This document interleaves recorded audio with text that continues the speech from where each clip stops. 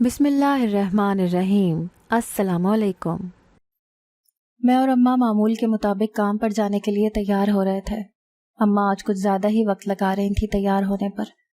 मैंने हैरानी से कहा, अम्मा खैरियत है? आज तो तुम मामूल से ज़्यादा वक्त लगा रही हो तैयार होने पर। अम्मा कहने लगी कि आज होटल में एक बड़ी पार्टी है और बड़े बड़े लोग आएंगे, इसीलिए हम सब वेटर्स को कहा गया है कि अच्छे से तैयार होकर आएं। तुम भी तैयार हो जाओ। मैंने अम्मा को कपड़े और मेकअप का सामान भी बैग में रखते देखा था, मगर मैंने अम्मी से नहीं पूछा और चुप रही, जबकि कपड़े और मेकअप आज वो पहली बार लेकर जा रही थी। हमने होटल पहुंचकर काम शुरू कर दिया। वहाँ एक बड़ी पार्टी थी और बहुत से लोग आए हुए थे। काफ़ी ज़्यादा रश था। मेरी माँ बड़ी फुर्ती से एक टेबल से दूसरे टेबल तक ऑर्डर पहुंचा रही थी। मैं अम्मा की मदद के लिए साथ साथ ही थी। अचानक दो औरतें अंदर दाखिल हुईं। उनको देखकर सब लोग उठ गए और तालियां बजाने लगे। अपने हुलिये से वो अमीर कबीर दिखाई दे रही थी और ऐसा लग रहा था जैसे वो यहाँ की चीफ गेस्ट हों। अम्मा शायद उन्हीं औरतों के इंतजार में थी। मैंने उसको बुड़बुड़ाते सुना। वो कह रही थी, आ गया हमारा शिकार। मैंने नासमझी से अम्मा की तरफ देखा तो वो कहने लगी, इन औरतों की तरफ देखो, ये शहर की सबसे अमीर औरतें हैं। हमारा आज का शिकार यही है। मैंने घबरा कर अम्मा से पूछा, ये क्या कह रही हो अम्मा? पकड़े गए तो बहुत बुरा होगा, जेल जाएंगे। मगर अम्मा तो कुछ सुनने को तैयार ही नहीं थी। कहने लगी, इन दोनों ने हीरे के जेवर पहने हुए हैं। तुम मेरे साथ जाना और हाथ चूमने के बहाने उस औरत के हाथ से वो हीरे का ब्रेसलेट उतरवा लेना। मैं बहुत डर गई। अम्मा पहले भी ग्राहकों की जेब पर हाथ साफ करती रही थी, मगर ये बहुत बड़ी बात थी। अगर उस औरत को पता चल जाता तो हमारी खैर ना होती। मैंने अम्मा को बहुत समझाने की कोशिश की, मगर वो तो जैसे लालच में अंधी हो चुकी थी। मुझे साथ लेकर उन औरतों के पास गई और एक को मुखातिब करके कहने लगी, मिस रिबेका, मेरी बेटी आपकी बहुत बड़ी फ़ैन है, ये आपको बहुत पसंद करती है। फिर अम्मा मुझे कहने लगी, बेटा सलाम करो झुक कर। मैंने उस औरत का हाथ पकड़कर आंखों से लगाया और साथ ही उसके ब्रेसलेट को खोलकर मैं अपनी जेब में मुंतकिल कर चुकी थी। मेरी जिंदगी की पहली चोरी कामयाब गई थी। मेरा दिल बुरी तरह लरज रहा था, इसलिए मैं वहाँ एक पल नहीं रुकी और भागकर एक तरफ चली गई। अम्मा उस ब्रेसलेट को देखकर बहुत खुश हुई थी और प्लान बनाने लगी कि इसको बेचकर हमें जो रकम मिलेगी हम उसको कहाँ कहाँ खर्च करेंगे। मुझे शक हो रहा था कि जैसे उन औरतों को पता चल गया था, मगर हैरत की बात थी कि वो फिर भी मुतमईन होकर खाना खा रही थी। सब कुछ ठीक जा रहा था। अचानक एक चीख सुनाई दी। म्यूजिक उसी वक्त रुक गया। वो दूसरी औरत कह रही थी, रिबेका, तुम्हारा डायमंड नेकलेस कहाँ है? मुझे पक्का यकीन है यहीं किसी ने चोरी कर लिया होगा। मैं अभी पुलिस को कॉल करती हूँ, वो आकर सबकी तलाशी लेंगे। जरूर ये काम स्टाफ में से किसी का है। मेरा और अम्मा का रंग फक हो गया। अगर पुलिस आती तो फिर तो हम गए थे। मेरी जान निकलने लगी। वो औरत मेरी तरफ देखते हुए पुरस्कार से अंदाज में मुस्कुराते हुए कहने लगी, नहीं, किसी को बुलाने की जरूरत नहीं, कहीं गिर गया होगा, छोड़ दो इस बात को। मेरी जान में जान आई कि शुक्र है उसे शक नहीं हुआ और मेरी जान बच गई, वरना वो तो शायद पुलिस के हवाले ही कर देती। थोड़ी ही देर में सब लोग चले गए। हम दोनों भी जाने की तैयारी में लगे हुए थे जब एक वेटर आकर अम्मा को कहने लगा, वो जो दो औरतें आज आई थीं बाहर खड़ी हैं, सब वेटर्स को भारी टिप दे रही हैं, बस तुम दोनों ही रह गई हो, जाओ जाकर ले लो। मैं जाना तो नहीं चाहती थी क्योंकि मेरी छठी हिस्स मुसलसल मुझे इशारा दे रही थी कि कुछ गलत होने वाला है, मगर माँ मुझे खींचती हुई साथ ले गई। वो औरतें मुझे और माँ को देखकर कहने लगी, कब से मैं तुम दोनों का इंतजार कर रही थी, लाओ मेरा ब्रेसलेट वापस करो। मेरे हलक से जान निकलने लगी। अम्मा का भी यही हाल था। उसने घबराते हुए कहा, आपके कहने का क्या मतलब है? उस औरत जिसका नाम मैडम रिबेका था, वो दूसरी औरत को कहने लगी, कनीज, इनको दिखाओ जरा हमारे कहने का क्या मतलब है। कनीज ने अपने जेब से मोबाइल निकालकर हमारे सामने एक वीडियो चलाई, जिसमें मैं उस औरत के हाथों से ब्रेसलेट उतारते साफ देखी जा सकती थी। वो वीडियो नीचे होकर बनाई गई थी और बहुत महारत से। अम्मा ने फौरन मेरी जेब से ब्रेसलेट निकाल कर उस औरत को दिया और हाथ जोड़कर माफ़ी मांगने लगी। मैडम रिबेका कहने लगी, माफ़ी के साथ साथ तुम्हें ये लाखों का डायमंड नेकलेस भी मिल सकता है, अगर तुम मेरी एक बात मान लो, मेरे साथ एक सौदा कर लो। मैंने परेशान होकर उसको देखा कि कैसा सौदा। वो अम्मा को कहने लगी, अगर मैं अभी पुलिस को बुलाऊं तो तुम माँ बेटी एक लंबे अरसे के लिए जेल जा सकती हो। مگر ایسا نہیں چاہتی ہو تو میری ایک شرط ماننی ہوگی۔ وہ اماں کی طرف دیکھ کر کہنے لگی، تمہیں 2 دن کے لیے اپنی بیٹی میرے حوالے کرنی ہوگی۔ میرا خیال تھا کہ میری ماں منع کر دے گی، مگر ماں تو مان گئی۔ کہنے لگی، مجھے یہ شرط منظور ہے۔ میں نے بے یقینی سے اماں کو دیکھا کہ وہ ایسا کیسے کر سکتی ہے، تو اس نے نظریں چرا لیں اور کہنے لگی، صرف 2 دن کی تو بات ہے، چلی جاؤ ورنہ ہم دونوں ہی جیل جائیں گے۔ اماں نے میرا سودا طے کر دیا۔ وہ عورتیں مجھے لے کر گاڑی میں بیٹھ گئیں اور گاڑی ایک انجان منزل کی طرف رواں دواں ہو گئی۔ میں سوچ رہی تھی کہ آخر ان دونوں کو مجھ سے 2 دنوں کے لیے ایسا کیا کام ہے، یہ مجھے اپنے ساتھ کیسے لے کر جا سکتی ہیں۔ مجھے طرح طرح کے عجیب و غریب خیالات آ رہے تھے۔ گاڑی ایک قبرستان کے سامنے رکی تو میں ہک دک رہ گئی۔ ہم یہاں کیا کرنے آئے تھے؟ میڈم ریبیکا نامی وہ عورت مجھے کہنے لگی، چلو نیچے اترو، ہمیں اندر جانا ہے۔ ہم سب قبرستان میں آ گئے۔ مجھے سمجھ نہیں آ رہا تھا کہ یہ کیا چاہ رہی ہیں۔ قبرستان کے بیچوں بیچ مجھے ایک سفید کپڑا دے کر کہنے لگی، یہ کفن پہنو۔ میں نے ششدر ہو کر اسے دیکھا کہ کہیں اس کا دماغ تو نہیں چل گیا۔ وہ کہنے لگی، جلدی کرو، ہمارے پاس زیادہ وقت نہیں ہے، یہ کفن پہنو، پھر میں آگے بتاؤں گی کہ کیا کرنا ہے۔ میرے پاس اس کی بات ماننے کے علاوہ اور کوئی چارہ نہیں تھا، اسی لیے چپ چاپ وہ کفن پہن لیا۔ اس کے بعد وہ ایک کھلی قبر میں مجھے لے گئی اور کہنے لگی کہ اس تابوت کے اندر لیٹ جاؤ، فکر مت کرو، تمہارا دم نہیں گھٹے گا، اندر آکسیجن ہے، صرف 1 گھنٹے تک تمہیں یوں اندر رہنا ہوگا، یوں سمجھو کہ ناٹک کرنا ہے مرنے کا۔ 1 گھنٹے کے بعد کوئی یہاں آئے گا اور کفن ہٹا کر تمہارا چہرہ دیکھے گا اور چلا جائے گا۔ تم نے یہی ظاہر کرنا ہے کہ تم مری ہوئی ہو۔ میں تمہیں اس کام کے بدلے لاکھوں دوں گی، اور اگر تم انکار کرو گی تو تم اور تمہاری ماں سیدھا جیل جائیں گے۔ میں اب اس کے رحم و کرم پر تھی، اسی لیے چپ چاپ وہی کیا، کفن پہن کر تابوت کے اندر لیٹ گئی اور انہوں نے اوپر سے مٹی ڈالنی شروع کر دی۔ تابوت میں مکمل اندھیرا تھا، لیکن یہ تھا کہ میری سانس ٹھیک تھی، دم نہیں گھٹ رہا تھا، انہوں نے آکسیجن کا انتظام کر رکھا تھا۔ میں سمجھ نہیں پا رہی تھی کہ آخر یہ سب کرنے کے پیچھے مقصد کیا ہے، انہیں میرے ساتھ یہ کر کے کیا حاصل ہے۔ ضرور کوئی بڑی بات تھی جو اتنا بڑا ڈرامہ کھیلا جا رہا تھا۔ میں سوچنے لگی کہ اگر وہ مجھے یہاں سے نکالنے نہ آئیں تو میرا کیا ہوگا۔ اماں کو تو علم ہی نہیں تھا کہ میرے ساتھ کیا ہو رہا ہوگا، وہ تو مزے سے اس بریسلٹ کو بیچ رہی ہوگی جو اس کو مل گیا تھا۔ میں پچھتانے لگی، مجھے اماں کے کہنے پر یوں چوری نہیں کرنی چاہیے تھی، نہ میں چوری کرتی اور نہ یہاں ہوتی۔ اماں کو تو کام ہی یہی تھا، مگر مجھے اس کا ساتھ نہیں دینا چاہیے تھا۔ میں اپنے ماں باپ کی اکلوتی اولاد ہوں، اور میرے باپ نے بڑے لاڈ پیار سے میری پرورش کی۔ وہ ایک غریب شخص تھا، مگر پھر بھی اس نے ہمیشہ میری ہر خواہش کو پورا کیا۔ میں جو کہتی میرے باپ کے لیے اس کو ماننا جیسے فرض ہو جاتا تھا۔ میرے علاوہ ان کی کوئی اور اولاد نہیں تھی، اسی لیے ابا اور اماں کا سارا پیار میرے ہی حصے میں آیا۔ غربت اور بیماری کا شاید چولی دامن کا ساتھ ہے، جو میرے باپ کو بھی ایک موذی بیماری نے جکڑ لیا۔ ابا کو کینسر ہو گیا اور ہم غریب تھے، اتنا مہنگا علاج کہاں سے کرواتے۔ کئی مہینے بیمار رہ کر ابا کا انتقال ہو گیا۔ ابا کے مرنے کے بعد دادی نے ہمیں گھر سے جانے کا کہہ دیا کہ پہلے تو ان کا بیٹا ہمیں کما کر کھلاتا تھا، اب وہ ہمیں کہاں سے کھلاتی۔ میں اور میری ماں نانا کے گھر آ گئے، مگر یہاں زندگی کون سا آسان تھی۔ ان کا چھوٹا سا گھر تھا اور وہ پہلے ہی بڑی مشکل سے گزر بسر کر رہے تھے، ایسے میں ہمارا جانا ان لوگوں کے لیے مشکلات بڑھا گیا۔ وہ منہ سے تو کچھ نہیں کہتے تھے، مگر ان لوگوں کے رویوں سے صاف لگتا تھا کہ انہیں ہمارا یہاں رہنا بالکل پسند نہیں آیا۔ اس میں ان کا کوئی قصور بھی نہیں تھا، وہ بھی ہماری ہی طرح غریب تھے اور 2 وقت کی روٹی بڑی مشکل سے کھاتے تھے۔ ایسے میں ماموں جوان بہن اور اس کی بیٹی کو کہاں سے پالتے، کہاں سے خرچہ کرتے۔ وہ تو بھلا ہو میرے نانا کا، جنہوں نے اپنے مرنے تک مجھے اور امی کو کسی چیز کی کمی نہ ہونے دی۔ میں 12 سال کی تھی جب نانا کا انتقال ہو گیا۔ نانا کے مرنے کے بعد ہم نے وہ گھر چھوڑ دیا اور امی مجھے لے کر کرائے کے مکان میں رہنے لگیں۔ امی نے نوکری کرنی شروع کر دی اور مجھے اسکول بھیجنا۔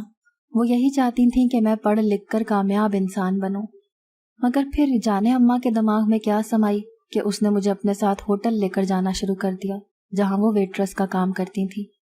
اماں مجھ سے کہتی تھیں کہ تمہیں میرے ساتھ دیکھ کر لوگ مجھ سے ہمدردی کرتے ہیں اور بدلے میں مجھے کافی بھاری ٹپ دیتے ہیں، تو میرے ساتھ ہی جایا کرو۔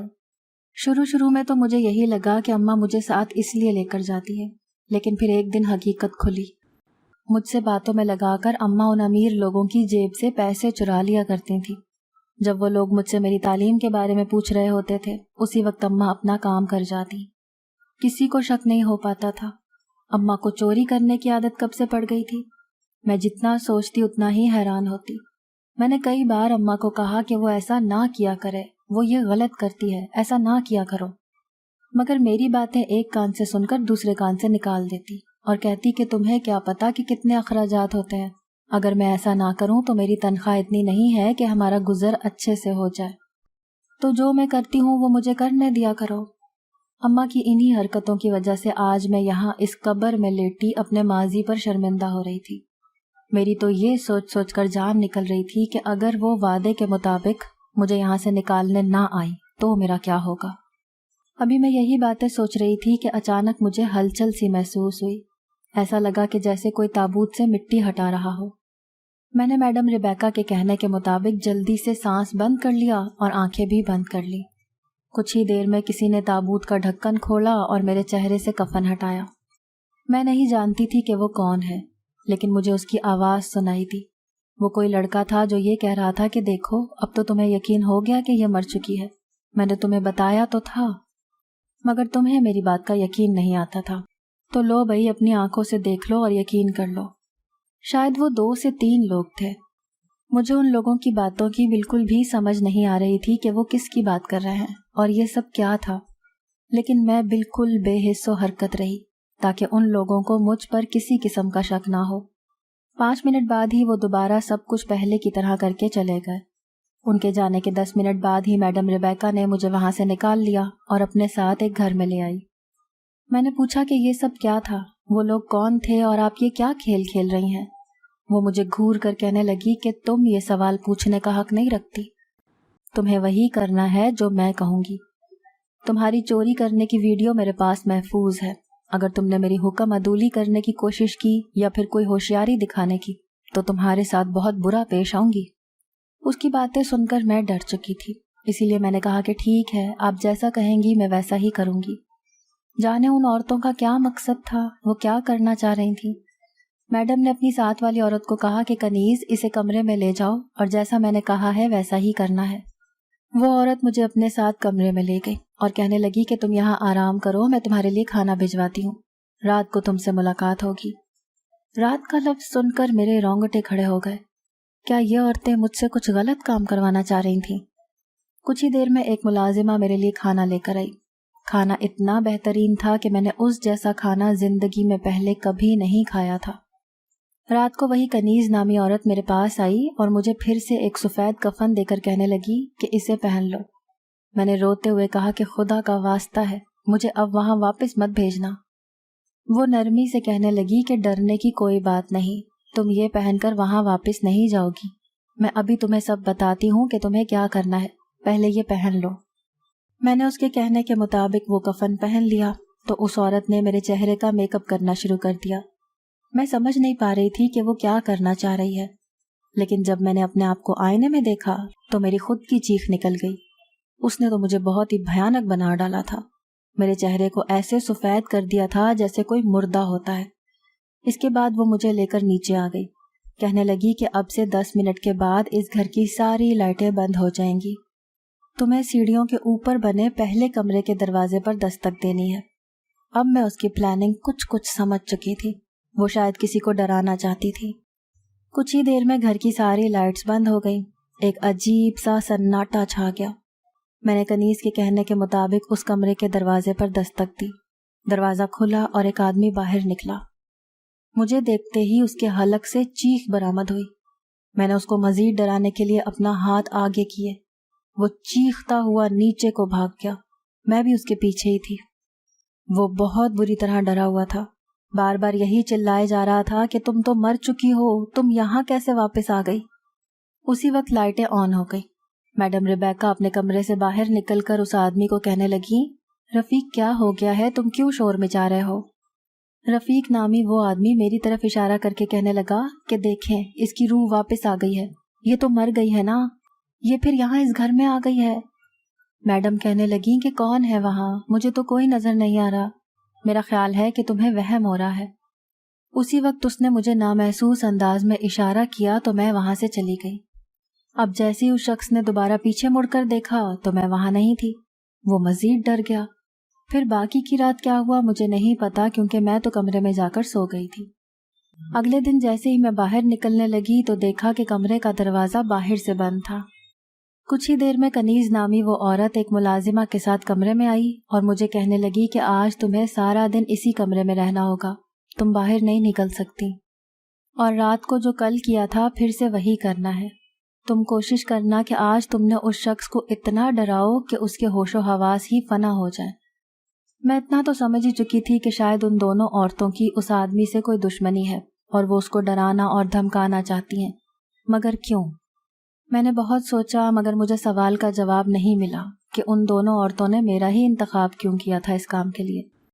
وہ کسی اور کو بھی تو ہائر کر سکتی تھی۔ شام کو کنیز مجھے لینے آ گئی اور کل کی طرح مجھے کفن پہنا کر تیار ہونے کا کہا۔ اس نے مجھے کچھ ڈائیلاگز بھی بتائے کہ آج تم نے یہ الفاظ ان کے سامنے بولنے ہیں۔ سچ بتاؤں تو مجھے بھی اب اس کھیل سے ڈر لگنے لگا تھا، مگر میں مجبور تھی۔ رات کے 12 بجتے ہی میڈم نے اس کے کمرے کا دروازہ کھول کر مجھے اندر جانے کا کہا۔ میں نے اندر جا کر اس سوئے ہوئے شخص کو ہلایا تو وہ مجھے اپنے سامنے دیکھ کر ڈر کر چیخنے لگا۔ کہنے لگا تم یہاں کیسے؟ تم تو مر چکی ہو۔ میں نے پلان کے مطابق کہا کہ نہیں، میں تو نہیں مری، دیکھو تمہارے سامنے کھڑی ہوں۔ وہ شخص کہنے لگا کہ ایسا کیسے ہو سکتا ہے؟ میں نے اپنے ہاتھوں سے تمہاری جان لی تھی، اپنی آنکھوں سے تمہاری قبر دیکھی تھی اور تمہیں قبر میں لیٹا ہوا بھی دیکھا تھا، تو پھر تم زندہ کیسے ہو سکتی ہو؟ میں نے اپنے ہاتھ اس شخص کی گردن کی طرف بڑھائے اور کہا کہ ہاں، تم نے میری جان لی تھی نا، اسی لیے میں تمہیں اپنے ساتھ لینے آئی ہوں۔ وہ ہاتھ جوڑ کر کہنے لگا کہ مجھے معاف کر دو، مجھے تمہارے ساتھ ایسا نہیں کرنا چاہیے تھا، پلیز یہاں سے چلی جاؤ۔ اسی وقت کمرے کی لائٹس روشن ہو گئیں اور میڈم ریبیکا پولیس کے ساتھ اندر داخل ہوئی۔ پولیس کو دیکھ کر میں ڈر گئی کہ کیا یہ مجھے گرفتار کرنے آئے ہیں چوری کے الزام میں، مگر انہوں نے اس شخص کو ہتھکڑیاں پہنانی شروع کر دیں اور کہا کہ رفیق، تمہیں نازیہ کے قتل کے الزام میں گرفتار کیا جاتا ہے، کیونکہ ابھی ابھی تم نے خود اپنے منہ سے اعتراف کیا ہے اور تمہارا اعتراف جرم ریکارڈ ہو چکا ہے۔ اس شخص کے تو ہوش و حواس ایسے اڑے ہوئے تھے کہ لگ رہا تھا اسے تو کچھ سمجھ ہی نہیں آ رہی کہ اس کے ساتھ ہو کیا رہا ہے۔ پولیس اسے پکڑ کر لے گئی تو میں نے میڈم ریبیکا کو کہا کہ اب آپ مجھے بتائیں کہ یہ سب کیا تھا۔ وہ کہنے لگی کہ یہ شخص رفیق میری بہن کا دوسرا شوہر تھا، میری بہن کی کروڑوں کی جائیداد تھی۔ کچھ عرصہ پہلے ہی اس کے پہلے شوہر کا انتقال ہوا تو اس نے رفیق سے شادی کر لی، حالانکہ ہم نے اسے بہت منع کیا تھا کہ رفیق ایک لالچی شخص ہے، مگر اس کی آنکھوں پر تو رفیق کی محبت کا پردہ پڑا ہوا تھا۔ میری بہن ایک جواں سال بیٹی تھی، اس کا نام نازیہ تھا، وہ تمہاری عمر کی تھی اور تمہاری ہی طرح دکھتی تھی۔ اس شخص کو جب معلوم ہوا کہ میری بہن کی ساری جائیداد تو اصل میں اس کی بیٹی کے نام ہے، جو اس کے مرنے کے بعد ہی میری بہن کو ملے گی، تو اس نے ایک سازش کے تحت کاروباری دورے کے بہانے میری بہن کو باہر بھجوا دیا اور اس کے پیچھے نازیہ کی جان لے لی اور اس کی موت کو ایک حادثہ ظاہر کیا، جبکہ ہم اس کی فطرت سے اچھے سے واقف تھے۔ ہمیں معلوم تھا کہ اسی نے یہ کام کیا ہے، مگر ہمارے پاس کوئی ثبوت نہیں تھا کہ اس کو جیل بھیج سکتے۔ میری بہن تو اپنی بیٹی کی موت کی خبر سن کر ہی کومے میں چلی گئی تھی۔ میں نے سوچ لیا تھا کہ اس شخص کو جیل کی سلاخوں کے پیچھے پہنچا کر رہوں گی۔ میں کچھ ایسا کرنا چاہتی تھی کہ یہ اپنے منہ سے اعتراف کرے تاکہ شک کی کوئی گنجائش ہی باقی نہ رہے۔ پھر پرسوں تم کو ریسٹورنٹ میں دیکھا تو میں دنگ رہ گئی، تم ہو بہو میری مرحوم بھانجی کی طرح نظر آتی تھی۔ بس پھر میں نے سوچ لیا کہ میں تمہارے ذریعے اس کو پہلے یہ یقین دلاؤں گی کہ تم مر چکی ہو، اور وہ تمہاری قبر دیکھ کر یقین کر لے گا۔ اس کے بعد جب تم اس کے سامنے جاؤ گی تو اسے یہی لگے گا کہ نازیہ کی روح ہے اور وہ ڈر کر اپنے منہ سے اعتراف کر لے گا۔ جیسا میں نے سوچا تھا بالکل ویسا ہی ہوا، یہ اتنا ڈر گیا کہ اس نے اعتراف کر لیا۔ میں نے پولیس کو پہلے ہی بلا لیا تھا تاکہ وہ بھی اپنے کانوں سے اس کا اعتراف سن لیں اور ریکارڈ کر لیں۔ میں تم سے معافی چاہتی ہوں کہ میری وجہ سے تمہیں پریشانی اٹھانی پڑی۔ میرا مقصد تمہیں نقصان پہنچانے کا ہرگز نہیں تھا، مگر مجھے مجبوری میں یہ سب کرنا پڑا۔ اصل میں جس وقت تم میرے ہاتھ سے بریسلٹ اتار رہی تھی اسی وقت کنیز ارد گرد کی ویڈیو بنا رہی تھی، تبھی اس میں تم نظر آ گئی۔ और मैंने सोचा कि जेल से डरा कर तुम्हें अपने साथ मिलाऊंगी ताकि तुम इनकार ना कर सको। मैडम रेबेका की सारी बातें सुनकर मुझ पर हकीकत आया हुई कि इस ड्रामे का आखिर मकसद क्या था। मुझे खुशी हुई कि एक मुजरिम को पकड़वाने में मैंने साथ दिया, मगर अफसोस तो ये भी था कि मैं खुद भी तो चोरी करते हुए पकड़ी गई थी। मैंने उससे माफ़ी मांगी तो वो कहने लगी कि तुम एक अच्छी लड़की हो, इसीलिए अपनी माँ को भी समझाओ कि वो ये काम छोड़ दे। मैं घर वापस गई तो अम्मा मुझे गले लगाकर फूट फूट कर रो दी और कहने लगी कि आज के बाद मैं ये काम नहीं करूँगी। तुम्हारी इन 2 दिनों की जुदाई ने मुझे समझा दिया है कि मेरे लिए पैसे से ज़्यादा तुम अहम हो। मुझे एहसास हो गया है कि मैं गलत करती रही हूँ। मैडम ने मुझे अपनी मदद के सिले में लाखों रुपए दिए थे, जिससे मैंने और अम्मा ने एक छोटा सा फूड स्टॉल लगा लिया और यूं हम दोनों माँ बेटी चोरी चकारी को छोड़कर एक इज्जत की जिंदगी बसर करने लगी। सुकून तो हक हलाल कमाने में था। अगर आपको आज की हमारी कहानी पसंद आई है तो इसे लाइक कीजिए और अपने प्यारों के साथ शेयर कीजिए। और हाँ, अगर अभी तक आपने हमारा चैनल सब्सक्राइब नहीं किया तो ज़रूर कीजिए। मिलते हैं कल एक नई और दिलचस्प कहानी के साथ। तब तक के लिए अल्लाह हाफ़िज़।